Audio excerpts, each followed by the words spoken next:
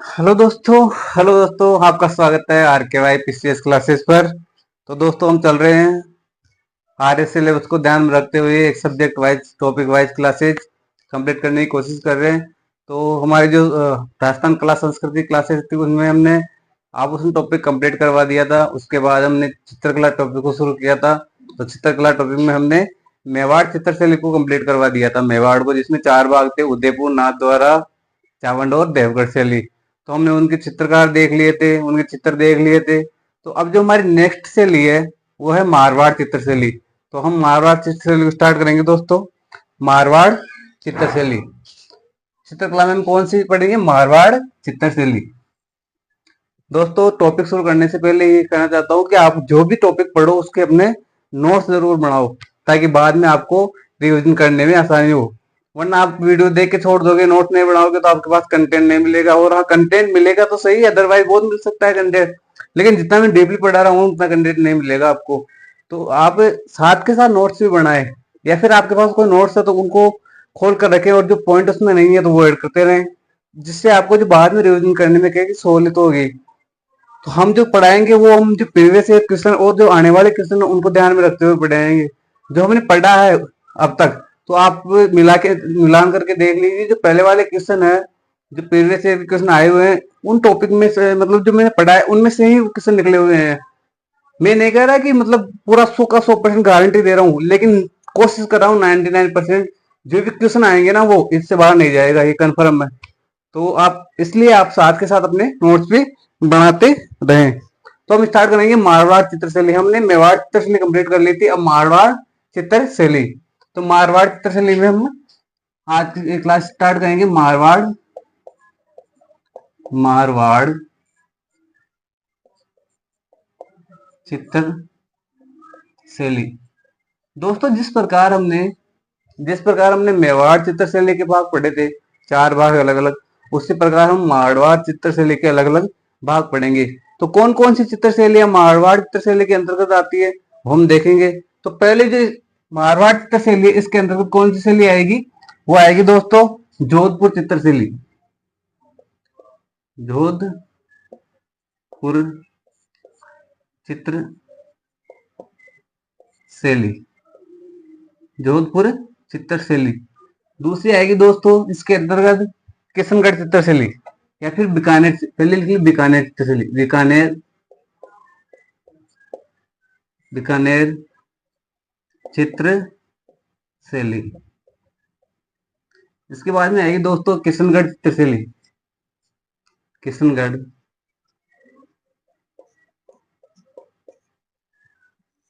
चित्रशैली।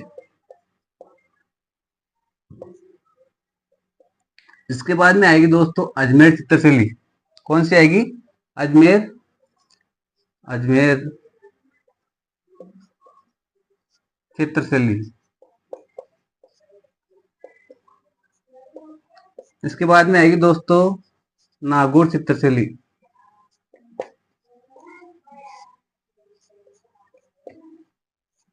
नागौर चित्रशैली। इसके बाद में आएगी दोस्तों जैसलमेर चित्रशैली। कौन सी आएगी? जैसलमेर चित्रशैली, जैसलमेर चित्रशैली, जैसलमेर चित्रशैली। तो दोस्तों, जिस प्रकार की मारवाड़ चित्रशैली थी अपनी, सॉरी, मेवाड़ चित्रशैली थी, उसमें उदयपुर, नाथद्वारा, चावंड और देवगढ़ पढ़ा था हमने। उसी प्रकार हम मारवाड़ चित्रशैली के अंदर जोधपुर पढ़ेंगे, बीकानेर पढ़ेंगे, किशनगढ़ पढ़ेंगे, अजमेर पढ़ेंगे, नागौर पढ़ेंगे और जैसलमेर चित्रशैली पढ़ेंगे। तो हम एक एक के बारे में पूरी डिटेल से और जितना गहन अध्ययन हो सके उतना टॉपिक को लेकर चलेंगे, ताकि जितना हो सके उतना क्वेश्चन इससे बाहर नहीं जाए। दोस्तों, जितना हो सके उतना गहन अध्ययन करवाने की कोशिश करूंगा, बस आप अपने नोट्स कंप्लीट करते रहें। और अगर मैं स्पीड से चल रहा हूँ, स्पीड से बोल रहा हूँ, तो वीडियो को पॉज कर करके आप देख सकते हैं। तो पहली चित्रशैली कौन सी होगी अपनी? जोधपुर चित्रशैली। कौन सी होगी? जोधपुर चित्रशैली। दोस्तों, मैंने 6 भाग बताए इसके मारवाड़ चित्रशैली के। जोधपुर बताया, बीकानेर बताया, किशनगढ़ बताया, अजमेर बताया, नागौर बताया और जैसलमेर बताया। तो अब पहले भाग होगा उसका जोधपुर चित्रशैली। तो दोस्तों, जोधपुर चित्रशैली है, इसके बारे में हम देखेंगे कि इस चित्रशैली में कौन कौन से शासक हुए और उन शासक जो राजा हुए उनके काल में क्या क्या विकास हुआ। तो हम पहले स्टेप बाय स्टेप चलेंगे और पहले देखेंगे हम राव मालदेव के काल का। तो पहला होगा राव मालदेव। राव मालदेव दोस्तों, राव मालदेव के काल में जो जोधपुर चित्रशैली थी, क्या विकास हुआ, क्या हुआ, क्या नहीं हुआ इनके काल में, किसके काल में, इनके काल में क्या हुआ, जोधपुर चित्रशैली प्रारंभ हुई। तो जो राव मालदेव था, इनके काल में जो जोधपुर चित्रशैली है, इसका क्या हुआ, प्रारंभ हुआ। इनके काल में, राव मालदेव के काल में जोधपुर चित्रशैली का क्या हुआ, प्रारंभ हुआ। तो लिखो साथ के साथ दोस्तों कि जोधपुर चित्रशैली का प्रारंभ, जोधपुर चित्रशैली का प्रारंभ हुआ। किनके काल में हुआ, राव मालदेव के काल में। और इन्हीं के काल में प्राचीनतम चित्र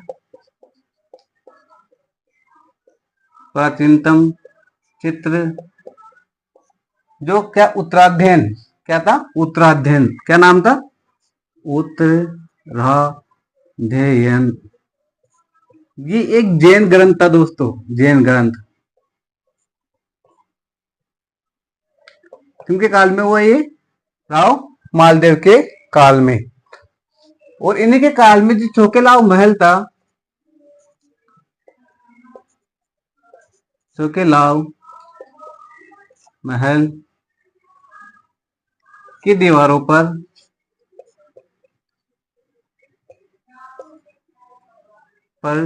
चित्रण हुआ।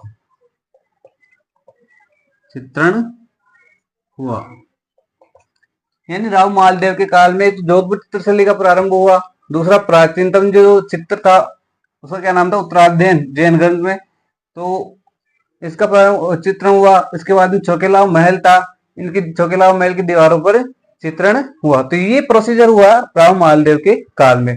अब नेक्स्ट शासक कौन थे, वो थे मोटा राजा उदय सिंह। ये सर दोस्तों मेवाड़ चित्रशैली के बारे में पढ़ रहे हैं, मारवाड़ चित्रशैली के बारे में पढ़ रहे हैं, जिसमें हम जोधपुर चित्रशैली के बारे में पढ़ रहे हैं। तो इसके बाद में कौन सा शासक था, उसका क्या नाम था, मोटा राजा उदय सिंह। मोटा राजा उदय सिंह। मालदेव के बाद में कौन था, मोटा राजा उदय सिंह। अब दोस्तों इसके काल में क्या हुआ, तो इसके काल में जो जोधपुर चित्रशैली थी उस पर क्या हुआ, मुगल प्रभाव पड़ा। क्या हुआ, मुगल प्रभाव पड़ा। यानी इसके काल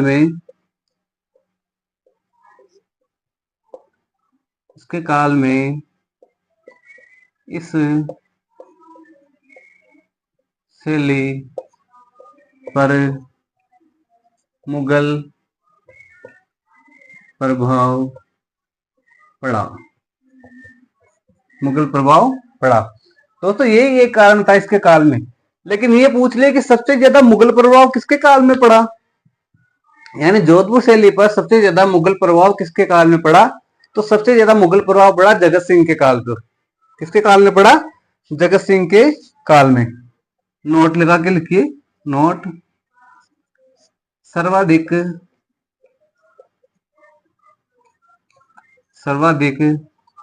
मुगल प्रभाव जगत सिंह के काल में पड़ा। अगर ये पूछ ले कि सर्वप्रथम जोधपुर शैली में मुगल प्रभाव किसके काल में पड़ा, तो मोटा राजा उदय सिंह के काल में। लेकिन ये पूछ ले कि सर्वाधिक मुगल प्रभाव किसके काल में पड़ा, जोधपुर शैली में सर्वाधिक मुगल प्रभाव किसके काल में पड़ा, तो वो पड़ा जगत सिंह के काल में। इसके बाद में कौन सा राजा आया, तो इसके बाद में आया राजा गज सिंह।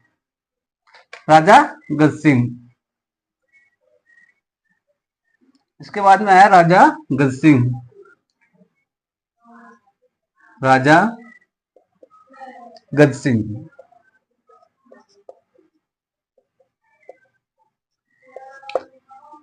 ये भी जोधपुर चित्रशैली में इनका भी शासक था। अब इनके शासनकाल में क्या हुआ, तो इनके शासनकाल में और तो कुछ बात है नहीं, लेकिन एक प्रमुख चित्रकार था वीर जी। क्या नाम था उनका? वीर जी। यानी प्रमुख चित्रकार, प्रमुख चित्रकार वीर जी, जिसे बोलते हैं हम विठल दास चंपावत। क्या बोलते हैं? विठल दास चंपावत। विठल दास चंपावत, विठल दास चंपावत। तो वीर जी ने क्या किया? ये जो चित्रकार थे वीर जी, इन्होंने क्या किया? तो वीर जी ने एक चित्र किया, एक चित्रण का चित्र बनाया, उसका नाम था रागमाला। क्या नाम था? रागमाला। इनके द्वारा चित्र बनाया गया, उसका नाम क्या था? रागमाला। और ये कब बनाया गया? तो बनाया गया 1623 ईस्वी में। 1623। तो दोस्तों ये क्वेश्चन बन सकता है कि किनके काल में रागमाला चित्र का चित्रण हुआ? तो भगत सिंह के काल में। और किनके द्वारा? तो विठल दास के द्वारा। कब हुआ? तो 1623 में किया गया। तो दोस्तों ये एक ही बात है ओनली भगत सिंह के लिए, जोधपुर चित्रशैली में, इसके अलावा और नहीं है। अब जो नेक्स्ट शासक है वो कौन है? तो वो है महाराजा जगत सिंह। महाराजा जगत सिंह, महाराजा जगत सिंह। दोस्तों हमने पहले पढ़ा था मोटा राजा उदय सिंह के, जो पढ़ा था उसके जस्ट पहले, कि सर्वाधिक मुगल प्रभाव किसके काल में पड़ा? तो जगत सिंह के काल में पड़ा। तो उसमें लिखते हैं हम सर्वाधिक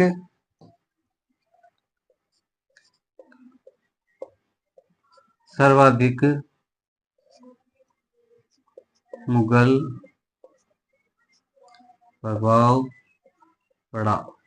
यानी इस चित्रशैली पर क्या हुआ? सर्वाधिक मुगल प्रभाव किसके काल में पड़ा? महाराजा जगत सिंह के काल में। तो इन्हीं के काल को दोस्तों, इनके काल को, जो जगत सिंह का काल है, इसी के काल को जोधपुर चित्रशैली का स्वर्ण काल कहा जाता है। यानी महाराजा जगत सिंह के काल को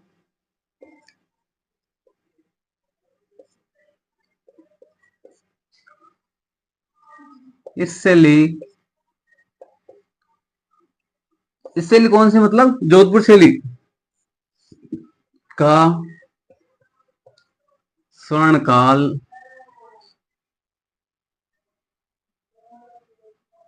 कहा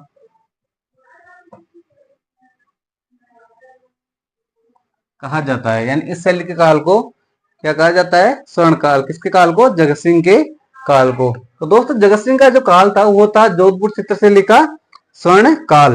यानी जोधपुर चित्रशैली का स्वर्ण काल कौन, किसके काल का था? जगत सिंह के काल का। दोस्तों ये क्वेश्चन आ सकता है कि जगत सिंह के काल में कौन सी चित्रशैली का सर्वाधिक विकास हुआ? तो कौन सी चित्रशैली थी? जोधपुर चित्रशैली। और ये क्वेश्चन भी बन सकता है कि जोधपुर चित्रशैली में का स्वर्ण काल किनके शासनकाल को कहा जाता है? तो जगत सिंह के शासनकाल को कहा जाता है। इन्हीं के काल में जोधपुर में मान प्रकाश पुस्तकालय की स्थापना की गई। यानी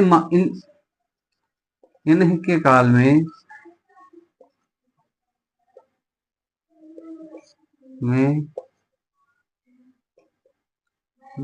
जोधपुर में, इन्हीं के काल में जोधपुर में मान पुस्तक प्रकाश संग्रहालय की स्थापना की गई।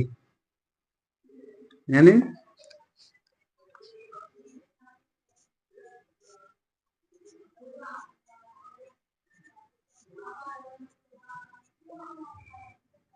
मान पुस्तक प्रकाश संग्रहालय की स्थापना की गई।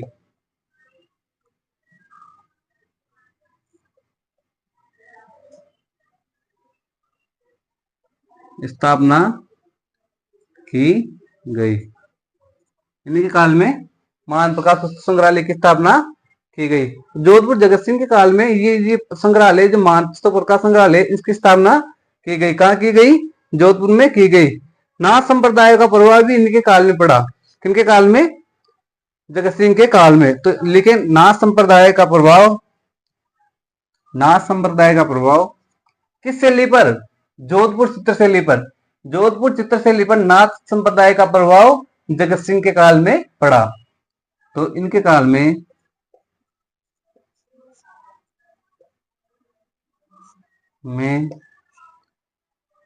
नाथ संप्रदाय का प्रभाव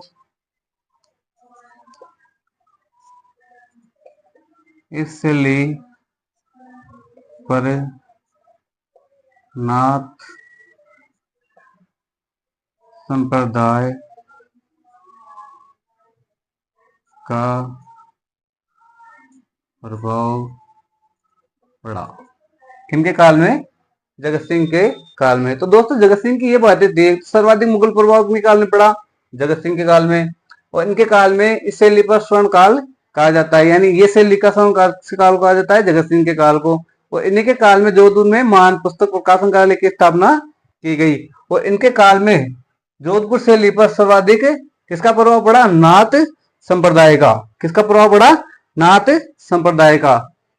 तो दोस्तों ये जगत सिंह के काल की बातें थी जो हमने पढ़ी है। इसके बाद में कौन से शासक आएंगे? शासक यानी महाराजा तख्त सिंह। कौन आएंगे? महाराजा तख्त सिंह। दोस्तों सीक्वेंस वाइज जो मैं लिखवा रहा हूँ एकदम बिल्कुल सीक्वेंस वाइज है। जोधपुर चित्रशैली पढ़ रहे हैं तो जोधपुर चित्रशैली के बारे में भी पढ़ रहे हैं, फिर इसके बाद में अलग पढ़ेंगे, उसके बाद में अलग पढ़ेंगे। तो दोस्तों ये टॉपिक वाइज मैटर है सारा, इसमें ये नहीं है कि आपको मैंने आगे पीछे का लिखवा दिया, नहीं पूरा सीक्वेंस से चल रहे हैं, बिल्कुल कतार से चल रहे हैं हम। तो आप भी ऐसे कैसे अपने नोट बनाते रहें। इसके बाद में आएंगे महाराजा तख्त सिंह। महाराजा तख्त सिंह। अब दोस्तों महाराजा तख्त सिंह थे, इनके काल में जोधपुर शैली में क्या क्या हुआ? तो सबसे पहले जोधपुर चित्रशैली में यूरोपियन कंपनी का प्रभाव इनके काल में पड़ा। यानी इनके काल में महाराजा तख्त सिंह के काल में जोधपुर शैली पर जो यूरोप का प्रभाव है, यूरोपियन शैली का प्रभाव इन्हीं के काल पर जोधपुर शैली में पड़ा। तो इनके काल में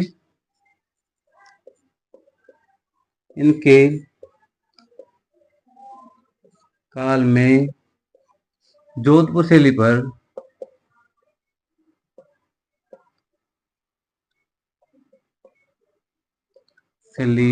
पर यूरोपियन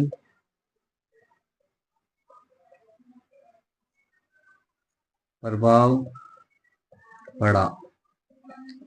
यानी इनके काल में क्या हुआ? जोधपुर शैली पर क्या हुआ? यूरोपियन प्रभाव पड़ा।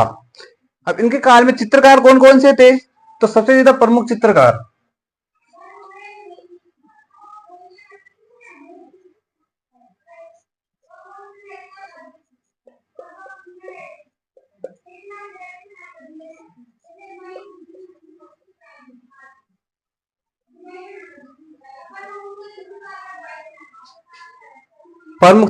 यानी प्रमुख चित्रकार कौन थे?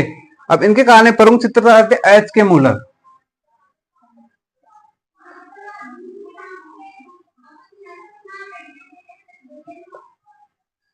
एच के मूलर। अब जो एच के मूलर थे ये कहां के थे? जर्मनी।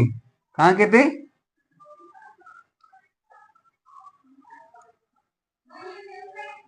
एच के मूलर कहां के थे? ये जर्मनी के। अब इन्होंने क्या किया?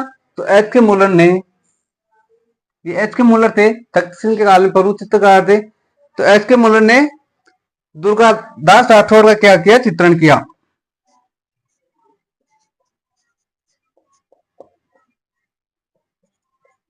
दुर्गादास राठौड़ का चित्रण किया। किनके काल में? महाराजा तख्त सिंह के काल में। दोस्तों ये क्वेश्चन बन सकता है कि पहले बात तो जो एच के मूलर थे ये कौन से राजा के शासनकाल में आए? तो ये तख्त सिंह के शासनकाल में आए। अब दुर्गा सिंह राठौड़ का चित्रण किसने किया? एच के मूलर ने किया। एच के मूलर कहाँ के रहने वाले थे? तो जर्मनी के रहने वाले थे। एच के मूलर ने किनका चित्रण किया? तो दुर्गादास राठौड़ का चित्रण किया। अब इनके बाद में हम देखेंगे दोस्तों जो जोधपुर चित्रशैली है इसके प्रमुख चित्रकार कौन कौन से हैं। जोधपुर चित्रशैली इसके प्रमुख चित्रकार कौन कौन से हैं तो उसके बारे में हम देखेंगे। जोधपुर चित्रशैली के प्रमुख चित्रकार जिनमें से एक तो आएगा सामने, कौन सा? एच के मूलर। अब लिखेंगे हम जोधपुर चित्र से लिखे प्रमुख चित्रकार। प्रमुख चित्रकार,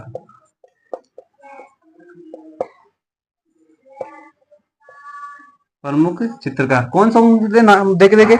नारायण दास भाटी, पहला कौन सा है, नारायण दास भाटी। नारायण दास भाटी कौन सा है, नारायण दास भाटी। किशन दास भाटी, दूसरा कौन सा है, बिशन दास भाटी, दूसरा कौन सा है, बिशन दास भाटी। तीसरा कौन सा है, रतनदास भाटी। रतनदास भाटी, रतनदास भाटी। अमरदास भाटी,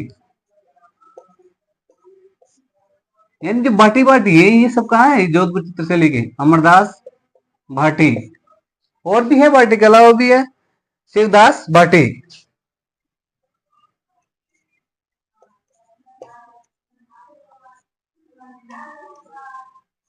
शिवदास भाटी, सज्जूदास भाटी,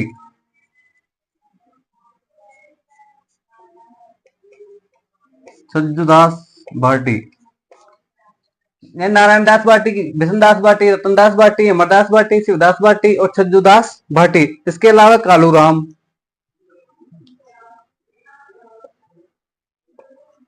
कालूराम, कालूराम, अकली डोना,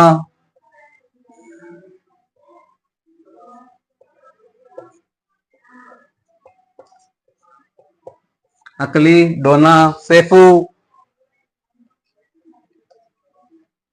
अकली डोना, सैफू। सैफू के बाद में जीतमल रामा,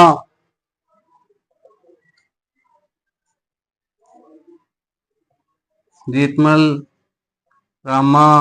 ये क्या है, ये सब जोधपुर चित्रशैली के क्या है, चित्रकार। दोस्तों कई बार क्वेश्चन पूछा हुआ है जीतमल का, अकली का, डोना का, कालूराम का, रामा का।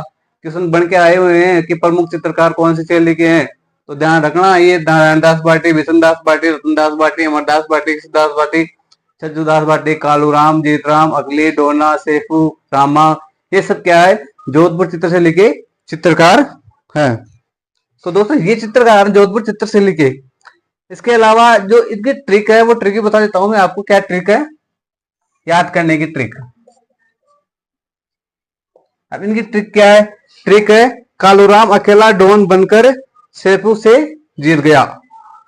यानी कालूराम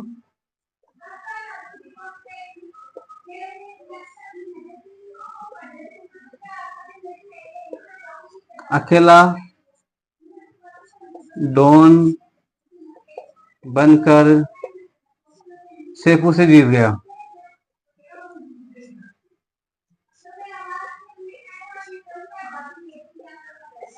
जीत गया यानी कालूराम अकेला डॉन बनकर सैफू से जीत गया। अब इसमें कालूराम कालूराम आ गया, अकली अकेला अकले आ गया, डॉन डॉन आ गया और सैफू से सैफू आ गया, जीत से जीतमल आ गया। ये क्या है, इसकी ट्रिक है।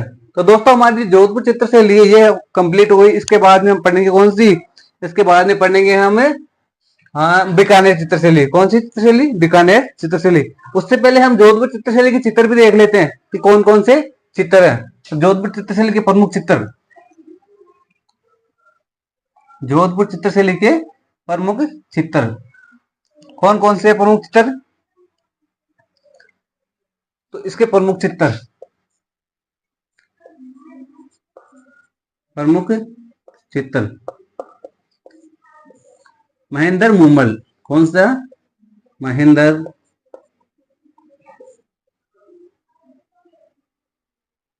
मूमल, महेंद्र मूमल। दूसरा है उजली जेठवा,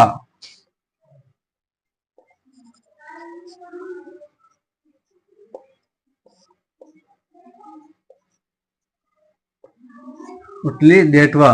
तीसरा कौन सा है, तीसरा है डोला मारू, डोला मारू। ये जोधपुर चित्रशैली के प्रमुख चित्र है दोस्तों, डोला मारू। नेक्स्ट कौन सा है, नेक्स्ट है है मूमल दे और निहाल दे।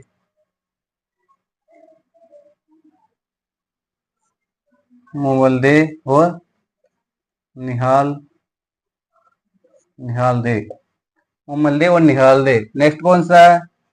तो दोस्तों मूमल, महेंद्र मूमल, उजली जेठवा, डोला मारू, मूमल दे, निहाल दे और रूपमती, बाज बहादुर,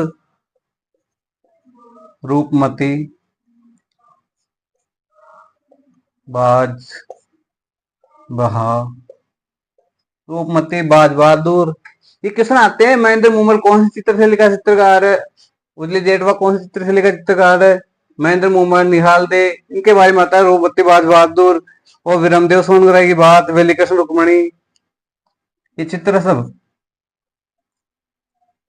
वेली कृष्ण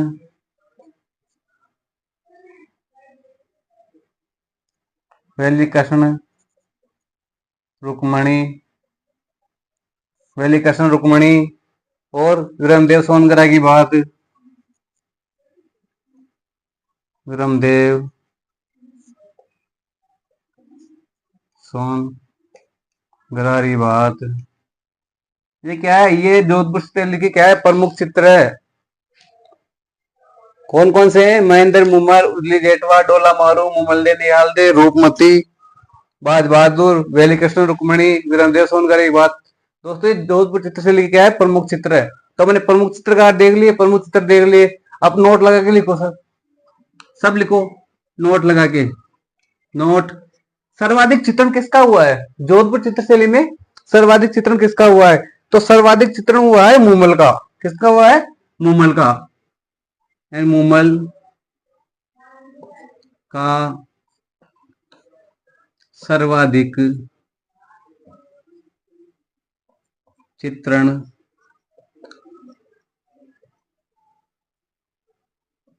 हुआ है। किसका हुआ है? मूमल का हुआ है सर्वाधिक चित्रण। किसमें हुआ है? जैसलमेर शैली में। किसमें? जैसलमेर शैली में। ध्यान रखना, महेंद्र मूमल का चित्रण जोधपुर शैली में है और सर्वाधिक मूमल का चित्रण किसमें हुआ है? जैसलमेर शैली में। ऐसे ही कंफ्यूज करने वाले किसमें आते हैं? ऐसे ही कंफ्यूज करने वाले किसन आते हैं। तो किस कौन कौन से चित्र है? महेंद्र मूमल है, उजली जेठवा है, डोला मारू है, मूमल दे, निहाल दे है, रूपमती, बाज बहादुर है, वेली कृष्ण रुक्मणी, देव सोनग्रा की बात, इनका क्या है? जोधपुर चित्रशैली में चित्रण हुआ है। और इस जो मूमल का सर्वाधिक चित्रण ये कहाँ हुआ है? जैसलमेर चित्रशैली में। अब इसकी विशेषता क्या है? जो जोधपुर चित्रशैली है इसकी विशेषता क्या है? तो इसकी विशेषताओं के बारे में चर्चा करेंगे। क्या क्या विशेषता है इसकी? जोधपुर चित्रशैली की विशेषता, क्या विशेषता है इसकी? जोधपुर चित्रशैली की विशेषता, विशेषता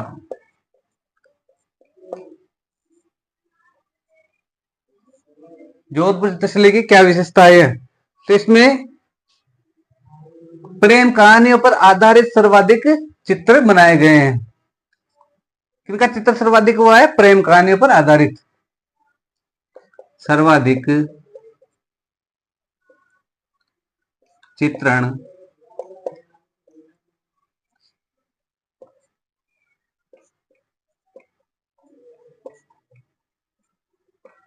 कहानियों पर आधारित आधारित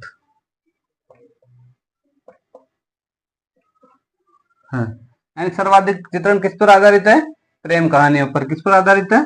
प्रेम कहानियों पर। यानी जोधपुर चित्रशैली में सर्वाधिक चित्रण किस पर आधारित है? प्रेम कहानियों पर। और जो जैसलमेर शैली में किस पर आधारित थी? मूमल पर। मैंने लिखा है तो साइड में, जैसलमेर चित्रशैली पर किस पर आधारित थी? मूमल पर। दूसरी विशेषता क्या है इसकी? इसका प्रमुख रंग पीला और लाल है। प्रमुख रंग कौन सा है? पीला और लाल। पीला लाल, पीला और लाल। प्रमुख रंग कौन सा है? पीला और लाल। इस पे हाशियों पर पीले रंग का प्रयोग किया गया है। हास्य का मतलब होता है, जैसे ये हास्य है, देखो हास्य, ये हास्य हो गए, ये हास्य हो गए यहाँ। तो जो हास्य है इस पर बाहर की तरफ, इस पर क्या किया गया है, पीले रंग का प्रयोग किया गया है। क्या किया गया है, हास्य पर पीले रंग का प्रयोग किया गया है। हास्य पर पीले रंग का प्रयोग किया गया है। हास्य पर पीले रंग का प्रयोग किया गया है। अब मैं बताऊं आपको कौन कौन से पर क्या किया गया है। देखिए हास्य, जो जोधपुर है इस पर, जैसे यहाँ लिखते हैं जोधपुर, ये क्या है जोधपुर, तो इस पर पीला, जोधपुर पर पीला। और इधर क्या है, अलवर पर बेलबूटी, ये अलवर, अलवर हास्य, मतलब हास्य बता रहा हूं मैं, जैसे अलवर के हास्य पर बेलबूटी, बेल बूटी का प्रयोग किया गया है। और यह है, जैसे जयपुर पर कौन से रंग, ये जयपुर, जयपुर, तो इस पर गहरा लाल, गहरा लाल का प्रयोग किया गया है। और ये जोधपुर पर पीले का प्रयोग किया गया है। और इधर किशनगढ़ में कौन सा किया गया है, गुलाबी, किशनगढ़,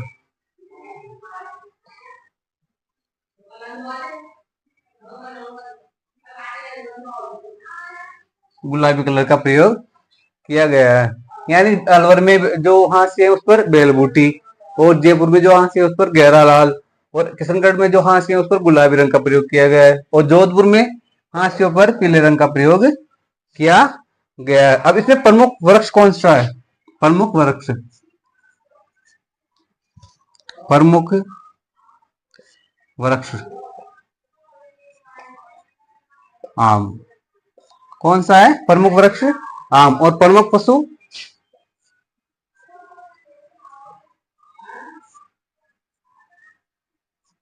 प्रमुख पशु कौन सा है, प्रमुख पशु है इसमें कौवा और चील।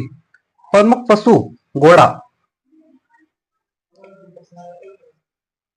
घोड़े और हाथी, घोड़े और, सॉरी घोड़े और हाथी नहीं, घोड़े, ऊंट और कुत्ता,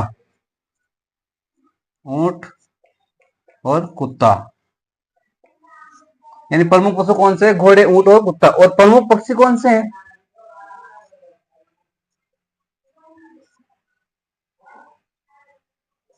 प्रमुख पक्षी कौन से, कौवा और चील।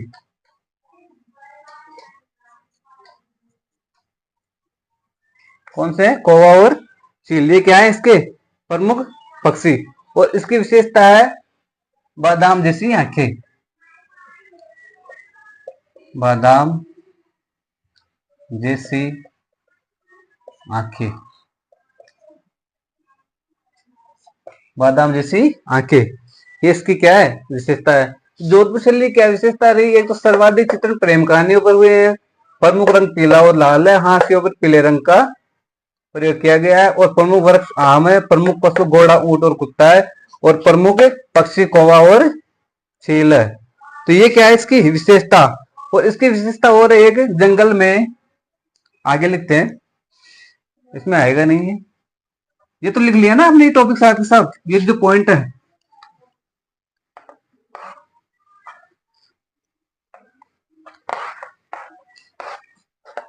आगे लिखते हैं इसमें, जंगल में कैंप का चित्रण किया गया है। यानी जंगल में कैंप लगाते हुए का चित्रण, जंगल में कैंप का चित्रण किया गया है। इसका चित्रण हुआ है जंगल में कैंप का चित्रण, लगाते हैं ना कैंप, उस प्रकार से जब राजा महाराजा शिकार करने जाते थे तो वहां कैंप लगाकर, यानी बैठ खाने पीने की व्यवस्था करते थे वही, तो उसका चित्रण, कैंप लगाने का चित्रण क्या हुआ है, जोधपुर चित्रशैली में किया गया है। किसमें किया गया है, जोधपुर चित्रशैली में। इसमें पुरुषों को लंबा चौड़ा शरीर, इसमें पुरुषों का लंबा चौड़ा शरीर, पुरुषों का लंबा चौड़ा शरीर और महिलाओं का ठिकाना कद बताया गया है। और महिलाओं का ठिकाना कद बताया गया है। यानी जोधपुर चित्रशैली में जंगल में कैंप लगाने का चित्रण किया गया है और इसमें पुरुषों का लंबा चौड़ा कद, पुरुषों का लंबा चौड़ा कद और महिलाओं का ठिकना कद बताया गया है। ठिकना कद मतलब छोटे टाइप का कद। तो ये ठिकना कद महिलाओं का और लंबा चौड़ा शरीर पुरुषों का। तो दोस्तों ये जोधपुर चित्रशैली की क्या थी, विशेषताएं थी। तो हमने देखी जोधपुर चित्रशैली की विशेषताएं। जोधपुर चित्रशैली में जो भी पॉइंट थे वो मैं डिटेल से बता चुका हूं आपको, और इनसे बाहर कुछ है ही नहीं, क्वेश्चन बाहर ही नहीं जाएगा इनसे। तो जो भी मैंने बताए पॉइंट वो आप नोट्स में नोट कीजिए, उसके साथ ही आप इसका बार बार रिविजन करोगे, बार बार रिविजन करोगे तो इस तस्वीर बिल्कुल इजी हो जाएगी आपके लिए, बार बार पढ़ोगे। बोलते हैं ना, करत करत अभ्यास जन्मत हो इस जान, रस्सी आवत जावत ये सल्लाह पे पड़े निशान। तो दोस्तों जब रस्सी बार बार नीचे से ऊपर आती है, ऊपर से नीचे जाती है, आती जाती है, आती जाती है, तो सल्लाह जो पत्र बोलते हैं उस पर भी क्या पड़ जाते हैं, निशान। तो दोस्तों बार बार रिविजन करने से ऐसा कोई सब्जेक्ट नहीं है जो याद नहीं हो। आप बार बार रिविजन करोगे तो पानी के जैसे सब्जेक्ट हो जाएगा, बहुत इजी सब्जेक्ट हो जाएगा, बशर्ते आपको बार बार रिविजन करना पड़ेगा बस। इसके बाद में हम देखते हैं कौन सी, बीकानेर चित्रशैली। कौन सी चित्रशैली, बीकानेर चित्रशैली। एक मिनट दोस्तों।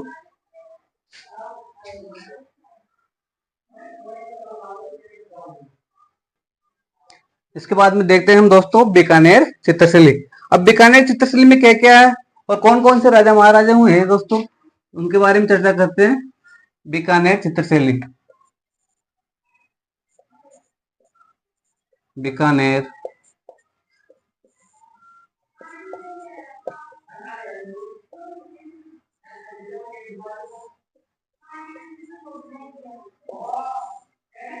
बीकानेर चित्रशैली। अब इसमें कौन से राजा हुए हैं, तो पहला राजा हुआ है महाराजा, महाराजा राय सिंह।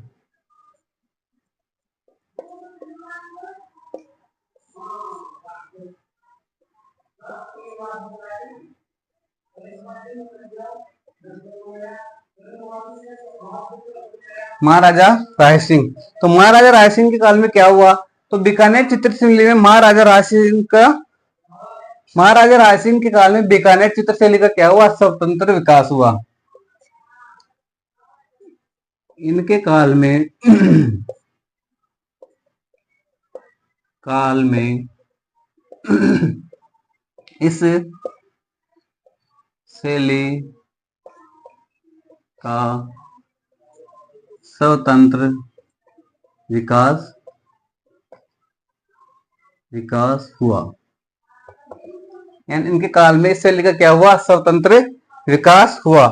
अब इनके काल में कौन से प्रमुख चित्र थे, प्रमुख चित्र,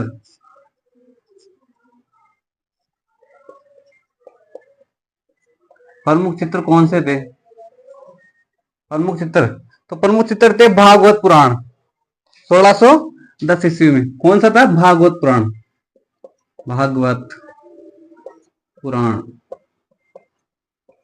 1610 ईस्वी में चित्रित हुआ। यानी ये क्वेश्चन आ सकता है दोस्तों कि भागवत पुराण किनके शासन काल में चित्रण हुआ, भागवत पुराण का किनके शासन काल में चित्रण हुआ, तो किनके शासन काल में हुआ, राय सिंह के शासन काल में। यह भी पूछ सकता है कि भागवत पुराण कौन सी चित्रशैली में चित्रित की गई, तो बीकानेर चित्रशैली में चित्रित की गई। नेक्स्ट है दोस्तों, महाराजा राय सिंह के काल में जो भागवत पुराण हुई, जो भागवत पुराण थी ये क्या था, तो जो बीकानेर चित्रशैली था, जो बीकानेर चित्रशैली में भागवत पुराण प्राचीनतम ग्रंथ था, प्राचीनतम ग्रंथ,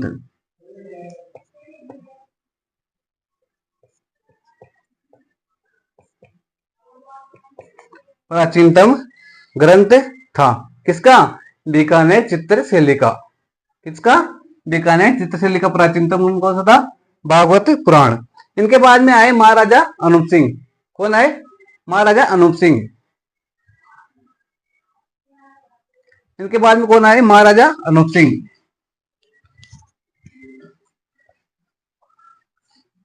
महाराजा अनूप सिंह। महाराजा अनूप सिंह।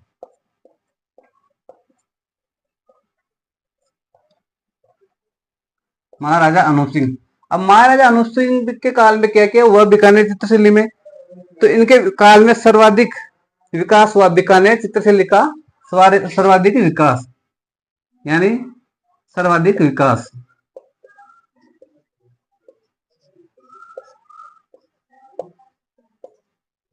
सर्वाधिक विकास हुआ किनके शासनकाल में? अनूप सिंह के शासनकाल में। अब ये पूछा जाए कि बीकानेर शैली का स्वर्ण काल किनके शासनकाल को कहा जाता है, तो बीकानेर चित्रशैली का स्वर्ण काल महाराजा अनूप सिंह के शासनकाल को कहा जाता है। बीकानेर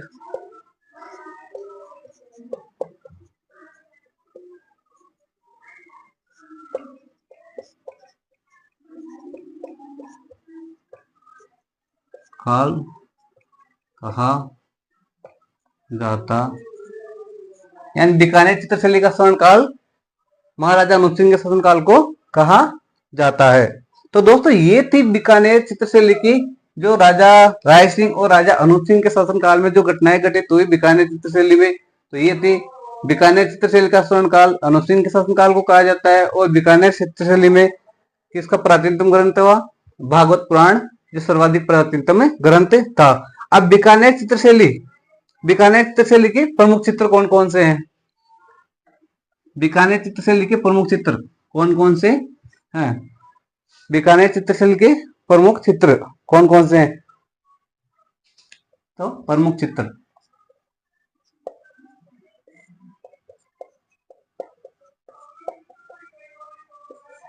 कौन कौन से हैं बीकानेर चित्रशैली के? तो पहला है सामंती वैभव। पहला है सामंती वैभव। पहला चित्र कौन सा है? सामंती वैभव। और दूसरा कौन सा है? महफिल। कौन सा है? महफिल। तो दोस्तों ये दो चित्र हैं बीकानेर चित्रशैली के। कौन कौन सा है? पहला है सामंती वैभव और दूसरा महफिल। ये प्रमुख क्या है? चित्र है। इसके बाद में देखिए बीकानेर चित्रशैली में, बीकानेर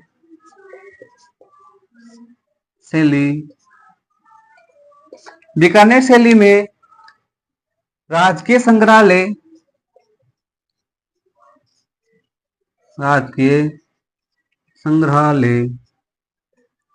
बीकानेर चित्रशैली में राजकीय संग्रहालय में जर्मन चित्रकार A.H. मजूमदार, जर्मन चित्रकार A.H. मूलर, मजूमदार से A.H. मूलर, यानी बीकानेर चित्रशैली में चित्रकार थे A.H. मूलर के यथार्थवादी शैली का चित्र मिलते हैं। यानी जो A.H. मूलर है, तो इनके चित्र कहाँ मिलते हैं? बीकानेर चित्रशैली में के चित्र मिलते हैं।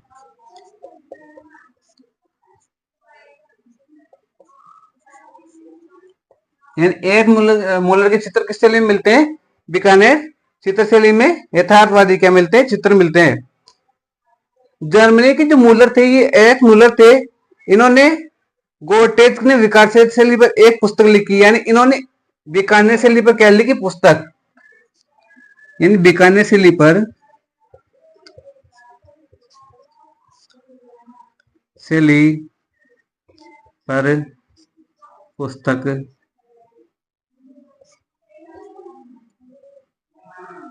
पुस्तक लिखी। अब कौन सी पुस्तक लिखती है? वो क्या नाम है उसका? Architect of Bikaner. Art and architect of Bikaner.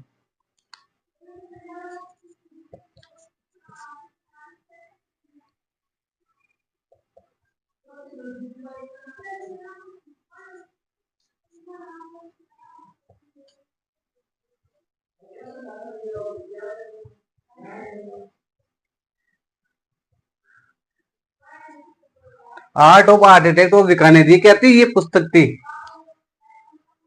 किसने लिखी? एच मुलर ने। तो दोस्तों ये बीकानेर शैली की क्या थी? ये बीकानेर शैली की क्या थी? विशेषता थी, जिनमें जो प्रमुख चित्र था वो था सामंती वैभव और मैथिल। और बीकानेर शैली में जो राजकीय संग्रहालय था उनमें जर्मन चित्रकार थे, जर्मन चित्र, उनका नाम था ए एच मुलर। अब ए एच मुलर ने क्या किया?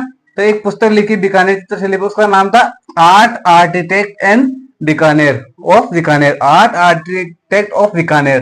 दोस्तों ये पुस्तक का नाम पूछ सकता है, लेकिन इसका चित्र करने वाले का पुस्तक लिखी उसका नाम पूछ सकता है, कौन सी शैली में है वो पूछ सकता है। तो ये कुछ महत्वपूर्ण बातें थी बीकानेर चित्रशैली की। अब बीकानेर चित्रशैली में जो चित्रकार हुए वो कौन कौन से हैं? तो प्रमुख चित्रकार, प्रमुख चित्रकार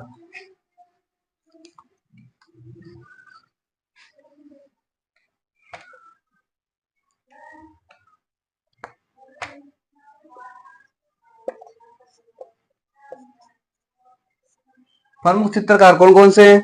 तो ये पहला अली राजा,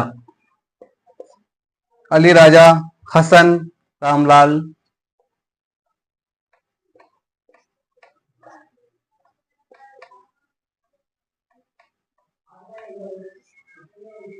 अली राजा, हसन, रामलाल, ये क्या है? प्रमुख चित्रकार। और इनको क्या कहा जाता है? त्रिगुट। क्या कहा जाता है? त्रिगुट। इसके बाद में कौन से हैं? उक्तासिर खां,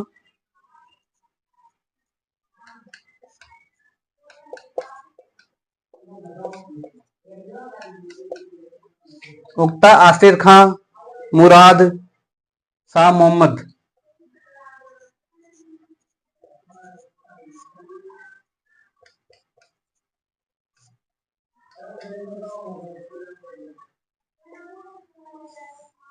मुराद, शाह मोहम्मद,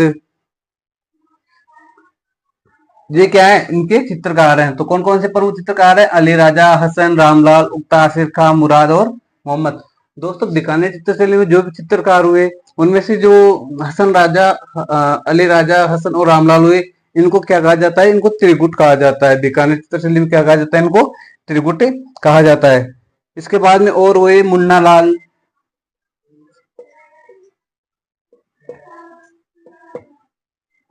मुन्ना लाल। इसके बाद में हुआ मुकुंद चंदूलाल,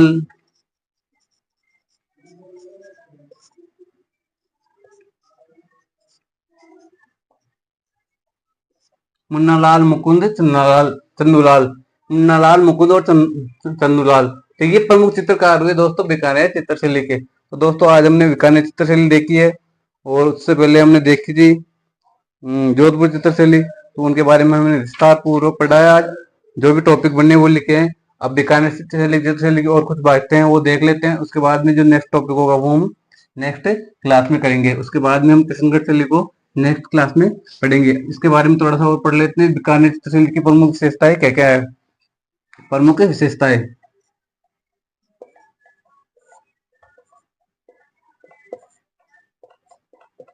प्रमुख विशेषताएं। अब इसकी प्रमुख विशेषताएं क्या क्या है? तो इसकी प्रमुख विशेषता है, इसमें चित्रकार के साथ अपना नाम और दिनांक लिखते हैं। यानी जो एकमात्र शैली है ये बीकानेर चित्रशैली जिसमें चित्रकार अपने साथ अपना नाम और दिनांक दोनों लिखते हैं। तो ये पूछा जा सकता है कि कौन सी चित्रशैली में दिनांक और नाम अंकित किए जाते हैं। आया भी हुआ है प्रश्न कि कौन सी चित्रशैली में दिनांक और नाम अंकित किए जाते हैं। तो चित्रकार,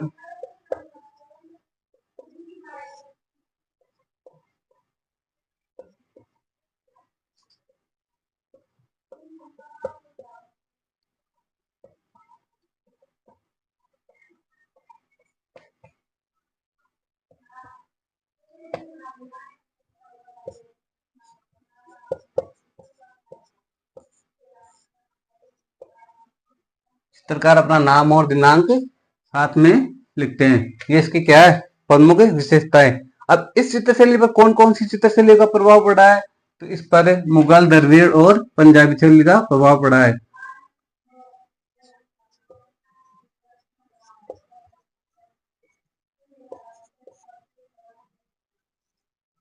और पंजाबी शैली का प्रभाव पड़ा है।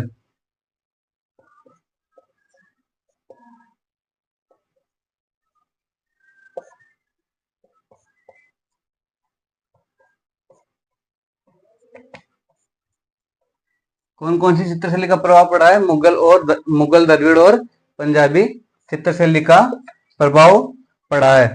यानी कि जो बीकानेर चित्रशैली है, इस पर ये तीनों चित्रशैलियों का क्या पड़ा है? प्रभाव पड़ा है। इनका कुछ बातें इनमें बीकानेर चित्रशैली में देखने को मिलती है। इसके बाद में मुस्लिम चित्रकारों के द्वारा हिंदी देव देवताओं का चित्रण कौन सी चित्रशैली में किया गया है? बीकानेर चित्रशैली में। यानी मुस्लिम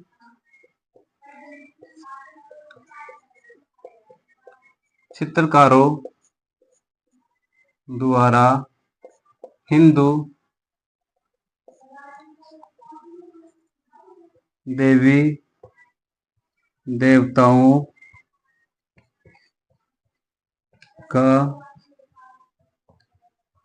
चित्रण किया गया है। यानी जो मुस्लिम चित्रकार है उनके द्वारा हिंदी देवी देवताओं का चित्रण कौन सी शैली में किया गया है? बीकानेर चित्रशैली में किया गया है। यानी हिंदी देवी देवताओं का चित्रण मुस्लिम चित्रकारों द्वारा किया गया है। ये क्वेश्चन बन सकता है दोस्तों कि कौन सी चित्रशैली में मुस्लिम चित्रकारों द्वारा हिंदी देवी देवताओं का चित्रण किया गया है? तो बीकानेर चित्रशैली में। और दूसरा ये है कि कौन सी चित्रशैली में नाम और दिनांक अंकित की जाती है? तो बीकानेर चित्रशैली में की जाती है। इसमें लकड़ी की पट्टिकाओं पर चित्रण किया गया है। इसमें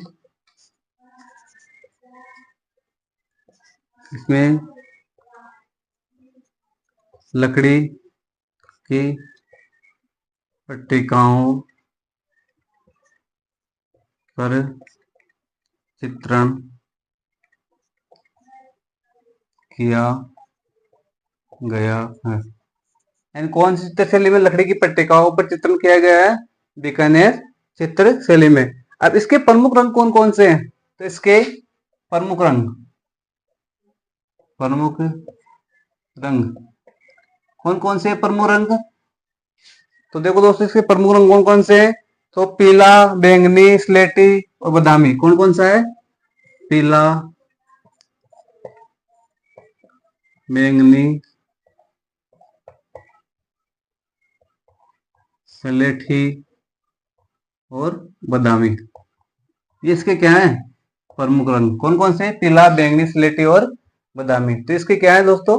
प्रमुख रंग। तो हमने बीकानेर शैली की जो चित्रशैली इसकी विशेषताएं पढ़ी। पहली कौन सी थी? तो नाम और दिनांक। दूसरी कौन सी थी? तो मुगल, द्रविड़ और पंजाबी शैली का प्रभाव। तीसरी कौन सी थी? तो मुस्लिम चित्रकारों द्वारा हिंदी देवी देवताओं का चित्रण किया गया। और चौथी कौन सी थी? लकड़ी की पट्टिकाओं पर क्या हुआ? चित्रण हुआ है। दोस्तों ये कंप्लीट है हमारी बीकानेर चित्रशैली। इसके बाद में देखते हैं हम एक विशेषता और इसकी, कि इसमें फूल पत्तियों इसमें फूल पत्तियों और रेत के दोनों का चित्रण हुआ है। रेत के दोनों का चित्रण किया गया है। यानी इसमें फूल पत्तियों और रेत के दोनों का चित्रण किया गया है। तो दोस्तों ये कंप्लीट थी अपनी बीकानेर चित्रशैली। अब कुछ टॉपिक है जो मैं नोट के टाइप से लिखवा देता हूँ आपको, तो आप नोट लगाकर लिखिए। कुछ लाइनिंग है दोस्तों, कुछ टॉपिक, कुछ पॉइंट है, वो लिखो आप नोट लगा के। तो नोट लगा के लिखिए दोस्तों। साथ में आप नोट्स भी बनाते जाइए, आपके लिए फायदा होगा दोस्तों। आपको रिविजन करने के लिए कंटेंट तैयार हो जाएगा आपका। तो लिखिए कि अंतरराष्ट्रीय ऊंट महोत्सव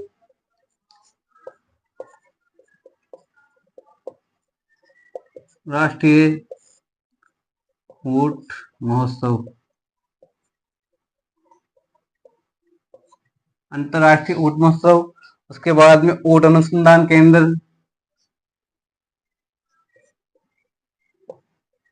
ऊंट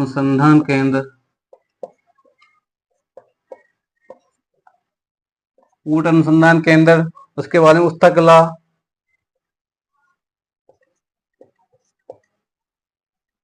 इसके बाद में कैमल हाइट ट्रेनिंग सेंटर,